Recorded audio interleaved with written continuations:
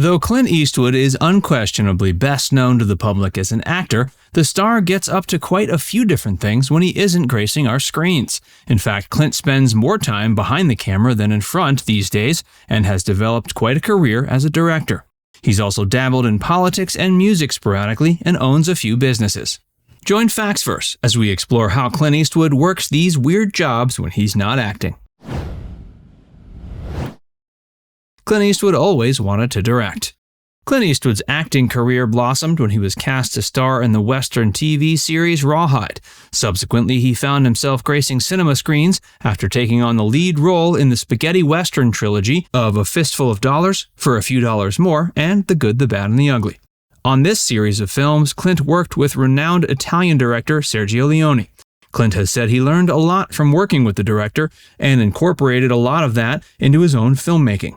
The Good, the Bad, and the Ugly was released in 1966, and Eastwood went on to make his debut as a director in 1971. His first film as a director was Play Misty for Me, which the actor also starred in. It played to more of an art crowd than his prior fare, though it gave him a good deal more credibility with critics at the time. Clint has gone on to direct many more features, though he remained better known as a film star for many years. Following Play Misty for Me, Clint went on to become a Hollywood superstar thanks to films like Dirty Harry. Dirty Harry was released a few months after Play Misty for Me and was unquestionably the bigger commercial success. It paid reference to the Zodiac killings, which were in the news at the time.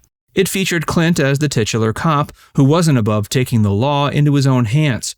Clint Eastwood had remained one of the biggest stars in Hollywood since, but he's also branched out into other endeavors. Clint has won respect as a director.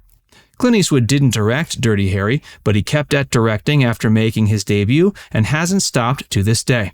It's more often to see his name during the end credits than it is to see his face on film nowadays. The star has made a few returns to the screen with films like The Mule and Cry Macho, both of which he directed.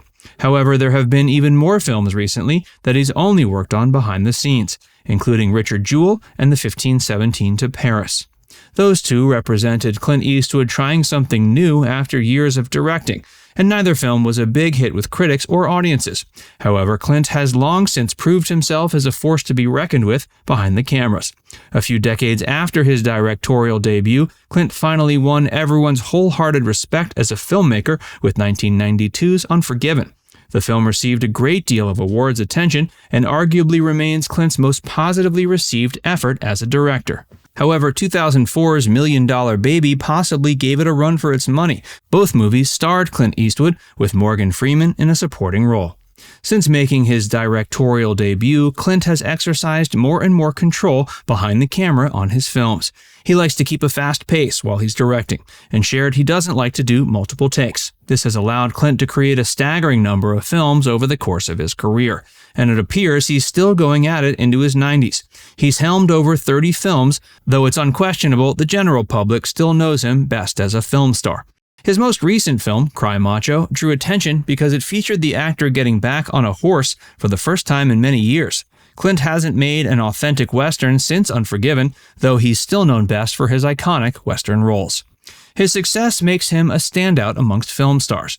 Only a few other actors have managed to achieve the success in both ventures as Clint has, and even they haven't been able to maintain the same staggering level of output as he does. With all the effort Clint puts into his filmmaking, some might wonder if he has time for anything else. As it turns out, he's also worked in music, politics, and business. Before we tell you more about that, be sure to give this video a like and subscribe to Factsverse if you haven't already. Clint Eastwood has worked in politics. Since the early days of his career, Clint has always had an interest in politics. He was a supporter of Ronald Reagan during the actor's presidency and ended up following in Reagan's footsteps by getting into politics himself. Though Clint has mainly held conservative views over the course of his career, he has sometimes supported liberal agendas. Currently, he identifies politically as a libertarian. Though Clint was interested in politics from early on, he didn't officially get into politics until the late 80s. This was when he successfully ran for mayor of the area where he lives, Carmel by the Sea.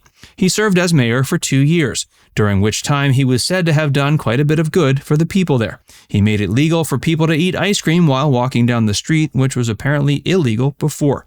He also did things such as having public restrooms constructed at the beach, and he added to the size of the local library. He only served for 2 years, but that wasn't the end of the actor's time in politics. In the 2000s, he got back into politics when he was appointed to the California State Park and Recreation Commission.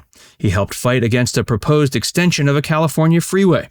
He was an avid supporter of Mitt Romney when the conservative politician was running against Barack Obama. He made some criticisms about the current president that didn't inspire a lot of enthusiasm from many of the actor's more liberal-leaning fans. Clint has recently changed his political views. After numerous years being known predominantly as Republican, Clint Eastwood turned heads during the 2020 election when he supported a Democratic candidate. His choice was Michael Bloomberg, who he felt would be a better president than Donald Trump.